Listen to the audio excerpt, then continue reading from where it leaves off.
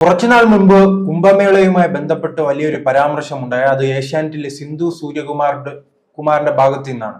ഈ സാക്ഷരത കേരളത്തിൽ നിന്നും കുംഭമേളയിൽ പങ്കെടുക്കാനായി മലയാളികൾ പോകുന്നു. വലിയ ആശങ്കയോടെയാണ് അവർ കണ്ടത്. ഇപ്പോൾ അതിനിടയിലാണ് 2 ദിവസം മുൻപ് ഇന്ന് മലപ്പുറത്ത് ഒരു മരണം സംഭവിച്ചിട്ടുണ്ടല്ലോ. ഒരു പ്രസവവുമായി ബന്ധപ്പെട്ട് ആശുപത്രിയിൽ വീട്ടിലെ പ്രസവവുമായി ബന്ധപ്പെട്ടാണ് ഈ മരണം സംഭവിച്ചിരിക്കുന്നത്. പക്ഷെ അതൊന്ന് സിന്ധു സൂര്യകുമാർ കണ്ടില്ലേ? അതെ, തീർച്ചയായിട്ടും ഈ കുംഭമേളയിൽ കേരളത്തിൽ നിന്ന് 2 ലക്ഷം പേർ 2 ലക്ഷം മലയാളികൾ പങ്കെടുത്തതാണ് സിന്ധു സൂര്യകുമാറിന് വലിയ വിഷയമായത്. അതിനേക്കാൾ പ്രധാനം നാം അറിയുന്ന 10 പേരെങ്കിലും പങ്കെടുത്തിരിക്കും. തീർച്ചയായും പരാമർശമുണ്ട്. അതെ, ഒരാളിനോട് ചോദിക്കൂ, ആ ആളിനുമായി ബന്ധപ്പെട്ട ഒരു 10 പരിചയക്കാരെങ്കിലും കുംഭമേളയ്ക്ക് പോയിട്ടുണ്ട് എന്നൊക്കെയാണ് സിന്ധു എന്ന് പറഞ്ഞത്. 100% ലിറ്ററസി സാർ. കുംഭമേളയിൽ പങ്കെടുക്കുന്നത് ആർക്ക് എന്ത് ദ്രോഹമാണ്? ഒരു വിശ്വാസത്തിന്റെ ഭാഗമായിട്ട്, പിതൃപൂജയുടെ ഭാഗമായിട്ട്, അങ്ങനെ ഒരു അനുഷ്ഠാനത്തിന്റെ ഭാഗമായിട്ട് കുംഭമേളയിൽ പോകുന്നു, സ്നാനം ചെയ്യുന്നു, അവിടെ ബലിയിടുന്നു. എന്താണ് ഇതിൽ തെറ്റ്? ഇവിടെ ശിവരാത്രി ദിവസം ആലുവ പുഴയിൽ ആൾക്കാർ ഇതുപോലെ സ്നാനം ചെയ്ത് ബലിയിടാറുണ്ടല്ലോ. അതെന്താ? ഹിന്ദുക്കൾക്കൊന്നും അത്തരം വിശ്വാസങ്ങൾ പിന്തുടരാൻ പാടില്ലേ? അതിനകത്ത് എന്താണ് സിന്ധു സൂര്യകുമാറിന് ഇത്ര പ്രശ്നം? എനിക്കത് മനസ്സിലാകുന്നില്ല. ശരി, ഇതൊക്കെ അന്ധവിശ്വാസമാണെങ്കിൽ എല്ലാവരും കാണിക്കുന്ന അന്ധവിശ്വാസത്തെ ചോദ്യം ചെയ്യണം, എതിർക്കണം, അല്ലേ? ഒരു വശത്ത് മാത്രം ഒരു കൂട്ടരോട് മാത്രം അന്ധവിശ്വാസ വിരുദ്ധ നിലപാടും മറ്റുള്ളവരോട് അതിന് അനുകൂലമായൊരു നിലപാടും.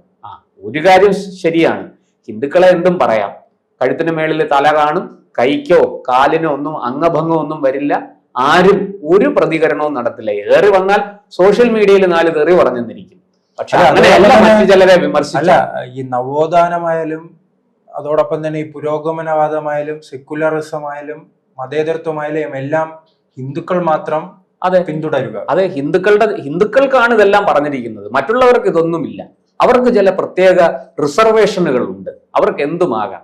ഇപ്പൊ ഒരു വീട്ടില് ഒരു മതപണ്ഡിതൻ, മുസ്ലിം മതപണ്ഡിതൻ, അയാളെ ഭാര്യയെ ആശുപത്രിയിൽ കൊണ്ടുപോകാതെ വീട്ടിൽ വെച്ച് പ്രസവിപ്പിച്ചു. ആ സ്ത്രീ പ്രസവത്തിനിടയ്ക്ക് രക്തം വാർന്ന് മരിച്ചു. ആ നവജാത ശിശു ഇപ്പോ വെന്റിലേറ്ററിലാണ്. ഇത് ഇത്രയും ദാരുണമായ സംഭവം നടന്നത് എവിടെയാണ്? 100% ലിറ്ററസി സാർ, കേരള സാർ, അല്ലേ? ഈ കേരളത്തിലല്ലേ 100% സാക്ഷരതയെന്ന് അഭിമാനം കൊള്ളുന്ന കേരളത്തിലല്ലേ ഈ ദാരുണമായ സംഭവം നടന്നത്? കേരളത്തിലെ മലപ്പുറത്ത്. അതെ, ഇത് സിന്ധു സൂര്യകുമാർ കണ്ടില്ലേ? ഇത് ഇവിടുത്തെ മാധ്യമ പ്രവർത്തകരാരും മലപ്പുറം എന്ന് പറയുമ്പോഴും ചിലർക്ക് നോവും. അതെ, മലപ്പുറം എന്ന് പറയുമ്പോൾ അവർക്ക് നോവും. അത് നമുക്ക് മനസ്സിലായി. അതുകൊണ്ടാണല്ലോ ഞാൻ പറഞ്ഞത്, ചിലരോട് മാത്രം മതേതരത്വം, പുരോഗമനം, അന്ധവിശ്വാസ വിരുദ്ധമായ സമീപനം, ബോധവൽക്കരണം ഒക്കെ വേണം. മറ്റു ചിലരോട് ഇതൊന്നും വേണ്ട. അവിടെ പറയാൻ പോയാൽ ചിലപ്പോൾ കൈയല്ല, കഴുത്തിന് മേളിൽ തല കാണില്ല. ആ സത്യം തിരിച്ചറിയാം. അത് സിന്ധുവിനും അറിയാം, ഈ മാധ്യമപ്രവർത്തകർക്ക് എല്ലാവർക്കും അറിയാം. അതുകൊണ്ടാണ് അങ്ങോട്ട് കയറി കളിക്കാത്തത്. ഇപ്പൊ അതിനെക്കുറിച്ചൊന്നും പറയണ്ട. അതോടൊപ്പം തന്നെ ഈ സാക്ഷരതയുമായി ബന്ധപ്പെട്ട് അത് നടപ്പിലാക്കിയെന്ന് അവകാശപ്പെടുന്ന ഒരു സർക്കാരുണ്ടല്ലോ, ഇടതുപക്ഷ സർക്കാരുകളാണല്ലോ ഇത് ഏറ്റവും കൂടുതൽ ഉയർത്തിക്കാട്ടുന്നത്. അവർ ശബരിമലയിൽ നവോത്ഥാനം കാണിക്കാനായി രംഗത്ത് വരുന്നത് നാം കണ്ടിട്ടുണ്ട്. പക്ഷേ ഈ മലപ്പുറത്ത് എന്താ ഈ നവോത്ഥാനം എന്ന ആവശ്യമില്ല? മലപ്പുറത്ത് നവോത്ഥാനം ആവശ്യമില്ല എന്നാണ് അവരുടെ പക്ഷം. മലപ്പുറത്ത് നിങ്ങൾ ഞങ്ങൾക്ക് വോട്ട് ചെയ്യുക, നിങ്ങൾക്ക് അവിടെ എന്ത് തോന്നിയാസവും കാണിക്കാം. അത് മലപ്പുറത്ത് മാത്രമല്ല, കേരളത്തിൽ ആകമാനം അങ്ങനെയാണ്.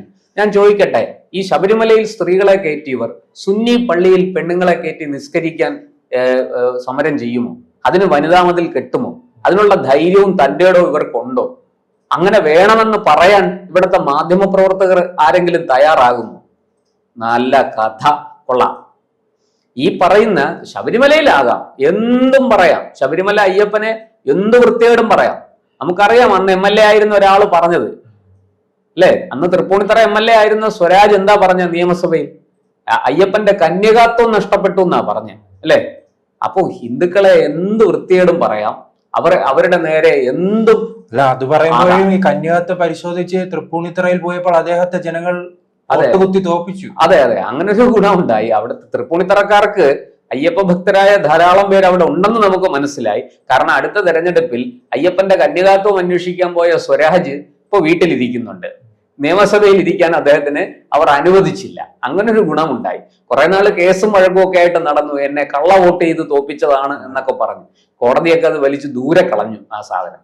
എന്തായാലും ഒരു കാര്യം നമുക്ക് പറയാനുള്ളത്, ഈ സ്ത്രീ 5 പ്രസവിച്ചു എന്നുള്ളതാണ്. ഒന്ന് ആലോചിക്കണം, ഒരു ചെറുപ്പക്കാരി 35 വയസ്സുള്ള സ്ത്രീ 5 തവണ പ്രസവിച്ചു.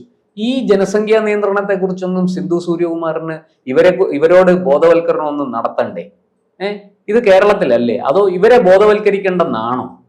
നമ്മളൊന്ന് മനസ്സിലാക്കണം, ഈ 5ാമത്തെ പ്രസവത്തിൽ ആ സ്ത്രീ അതിദാരുണമായിട്ട് പ്രസവ ശുശ്രൂഷ ലഭിക്കാതെ, പ്രസവ രക്ഷ കിട്ടാതെ, വേണ്ട ചികിത്സ ലഭിക്കാതെ ചോര വാർന്ന് മരിച്ചു.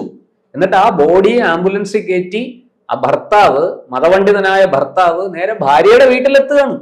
ഇതാ മരിച്ചുപോയി, നിങ്ങളുടെ മകൾ മരിച്ചുപോയി. അവരുടെ ഉള്ളിൽ ഇച്ചിരി ബോധവും വെളിച്ചവും ഉണ്ടായിരുന്നു. അവർ പെട്ടെന്ന് തന്നെ പോലീസിൽ പരാതി കൊടുത്ത് ബോഡി പോസ്റ്റ്മോർട്ടം ചെയ്യിച്ച് ഈ ആളിനെ, ഈ ഭർത്താവിനെ അഴിക്കുള്ളിലാക്കി. ആ ഒരു തന്റേടമെങ്കിലും കേരളത്തിലെ മാധ്യമ പ്രവർത്തകരും സിന്ധു സൂര്യകുമാറിനെ പോലെയുള്ള ആൾക്കാരും ഒന്ന് കാണിച്ചിരുന്നെങ്കിൽ എന്ന് നമ്മൾ ആഗ്രഹിക്കുകയാണ്.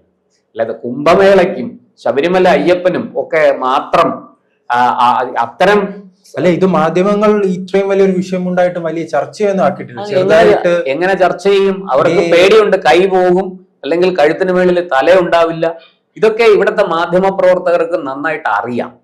അവര് ഞങ്ങൾ വലിയ എന്താ പറയണ്ട, ഇൻവെസ്റ്റിഗേറ്റീവ് ജേർണലിസം നേരോടെ നിർഭയം നിരന്തരം പറയുന്ന ഞങ്ങൾ, പക്ഷേ ഇവിടെ വരുമ്പോൾ അവർക്ക് അറിയാം അതിന്റെ അപകടം എന്താണ്. അവരിത് പറയും. പറയുന്നത് ആർക്ക് നേർക്കാണെന്ന് ഞാൻ നേരത്തെ പറഞ്ഞല്ലോ, ആരുടെ നേർക്കാണെന്ന് ഞാൻ പറഞ്ഞല്ലോ. ശബരിമല അയ്യപ്പനെ പറയും, ആറ്റുകാലമ്മയെ പറയും, പത്മനാഭസ്വാമി ക്ഷേത്രത്തിനെ കുറിച്ച് പറയും, ഒക്കെ പറയും. പക്ഷേ ഈ പറഞ്ഞതുപോലെ ഇപ്പൊ ഈ കണ്ട ദാരുണമായ മറ്റേ അതിലെ ചോദ്യം പോലെ, സ്കൂളിൽ പോയിട്ട് വേണോ, സ്കൂളിൽ പഠിച്ചവരാണോ കുംഭമേളയിൽ പോകുന്നത്? അതെ, സ്കൂളിൽ പഠിച്ചവരാണോ കുംഭമേളയ്ക്ക് എന്തൊരു എത്ര നീചവും നിന്ദ്യവുമായ ഒരു ആക്ഷേപമാണ് ഉന്നയിക്കുന്നത്. കുംഭമേള എന്ന് പറയുന്നത് വ്യക്തിനിഷ്ഠമായ നമ്മുടെ വിശ്വാസത്തിന്റെ ഭാഗമാണ്. അതിന്റെ യുക്തി അന്വേഷിക്കരുത്. ഇവിടുത്തെ ഏറ്റവും വലിയ ശാസ്ത്രജ്ഞൻ വരെ ചിലപ്പോൾ ദൈവവിശ്വാസിയായിരിക്കാം. ഏറ്റവും താഴെത്തട്ടിൽ ജോലി ചെയ്യുന്ന ഒരു കൂലിപ്പണിക്കാരൻ ചിലപ്പോൾ യുക്തിവാദിയായിരിക്കാം. അത് അവരുടെ രണ്ടുപേരുടെയും മനസ്സിന്റെ വലിപ്പവും അവർ നേടിയ അറിവിന്റെ തോതും ഒക്കെ അനുസരിച്ചാണ് ഇരിക്കുന്നത്. അതൊക്കെ വൈകാരികമായ ചില കാര്യങ്ങൾ കൂടി അതിനകത്തുണ്ട്. വെറും ബുദ്ധി മാത്രമല്ലല്ലോ മനുഷ്യനുള്ളത്. അപ്പൊ അതൊക്കെ മനസ്സിലാക്കാതെ ഈ കുംഭമേളയിൽ പോകുന്നവരെ ഇങ്ങനെ ആക്ഷേപിക്കാൻ കഴിയുന്നവർ, ഞാൻ പറയുന്നത് ആക്ഷേപിച്ചോട്ടെ, സമ്മതിച്ചു, നിങ്ങൾക്ക് ചോദ്യം ചെയ്യാം, നിങ്ങൾക്ക് അതിലെ അർത്ഥശൂന്യത ചൂണ്ടിക്കാണിക്കാം, ഒക്കെ അംഗീകരിക്കാം. പക്ഷെ ഇതിന് നിങ്ങൾ എന്ത് പറയും? ഈ 5 പ്രസവിച്ച ഒരു ഉമ്മ 5ാമത്തെ പ്രസവം വീട്ടിൽ വെച്ച് നടത്തി മരണത്തിന് കീഴടങ്ങേണ്ടി വന്നു. സത്യം പറഞ്ഞാൽ അത് കൊലപാതകമാണ്. കൊലപാതക കുറ്റത്തിന് കേസെടുക്കണം ആ ഭർത്താവിനെതിരെ, അല്ലെ? അതല്ലേ വേണ്ടത്? അതെന്താ ഇവിടുത്തെ മാധ്യമങ്ങൾ ചൂണ്ടിക്കാണിക്കാത്തത്? എന്തേ സിന്ധു സൂര്യകുമാറിന് നാക്ക് പൊങ്ങില്ലേ അത് പറയാൻ? അല്ലെ, ഈ സംഭവം മാത്രമല്ല, നമ്മൾ ഇന്നലെ ചർച്ച ചെയ്തതുപോലെ വലിയ രീതിയിൽ വീട്ടിലെ പ്രസവം നടക്കുകയും അതിനെ പിന്തുണയ്ക്കുകയും. ഇത് ഒന്നാമത്തെ കാര്യമൊന്നുമല്ല, ഇത് അനവധി സംഭവങ്ങൾ നടക്കുന്നു. ഈ തിരുവനന്തപുരത്ത് തലസ്ഥാന ജില്ലയിൽ കുറച്ചപ്പുറത്ത് നേമത്തിനടുത്ത് സംഭവിച്ച കാര്യം നമുക്കറിയാമല്ലോ. ഇതുപോലെ ഭാര്യയെ വീട്ടിൽ വെച്ച് എന്നിട്ട് അക്യുപഞ്ചർ ചികിത്സ കൊടുത്തു എന്നാണ് പറയുന്നത്. ഇവിടെയും അത് തന്നെയാണ്. ഈ മലപ്പുറത്തും സംഭവിച്ചത് അക്യുപഞ്ചർ ചികിത്സ കൊടുത്തു. ഈ പ്രസവവും അക്യുപഞ്ചറുമായിട്ട് എന്താണ് ബന്ധമെന്ന് എനിക്ക് മനസ്സിലാകുന്നില്ല. ഞാൻ അറിയുന്ന അക്യുപഞ്ചർ ചികിത്സ ഒരു ചൈനീസ് ചികിത്സാ പദ്ധതിയാണ്, അല്ലെങ്കിൽ ജപ്പാനിലൊക്കെ അത് തുടരുന്നുണ്ട്. അതും പ്രസവവുമായിട്ട് എന്താണ് ബന്ധം? ഈ സ്ത്രീ ചോര വാർന്ന് മരിക്കുന്നത് കണ്ടുകൊണ്ട് ആ ഭർത്താവ് നിന്നു. ഇത്ര നിഷ്ഠൂരനായ ഒരു മനുഷ്യനാണല്ലോ അയാൾ. അവിടെയും മതമാണ് അയാളെ ഭരിക്കുന്നത്. മതത്തിന്റെ അടിസ്ഥാനത്തിലാണ് അയാൾ ഭാര്യയുടെ പ്രസവം വീട്ടിലാക്കിയത്. ഇതേക്കുറിച്ച് ചോദ്യം ചെയ്യാൻ സിന്ധു സൂര്യകുമാറും ആരും മുന്നോട്ട് വരുന്നില്ല എന്നുള്ളതാണ് ഏറ്റവും കഷ്ടം. അവർക്ക് കുംഭമേളയും ശബരിമല അയ്യപ്പനും ഒക്കെയാണ് വിഷയം. അതൊക്കെ അവർ വേണ്ട വിധത്തിൽ നല്ല കുത്തും കോളും വെച്ച് നല്ല മൂർച്ചയുള്ള വാക്കുകൾ കൊണ്ട് അവർ പരമാവധി മോശമായി അല്ലെങ്കിൽ അതിക്രൂരമായിട്ട് അവർ റിപ്പോർട്ട് ചെയ്യും, സ്റ്റോറികൾ ചമയ്ക്കും, അതിനെക്കുറിച്ച് കവർ സ്റ്റോറികൾ ഇറക്കും, ഒക്കെ ചെയ്യും. പക്ഷേ ഇവിടെ വരുമ്പോൾ അവരുടെ നാക്ക് താഴ്ന്നു.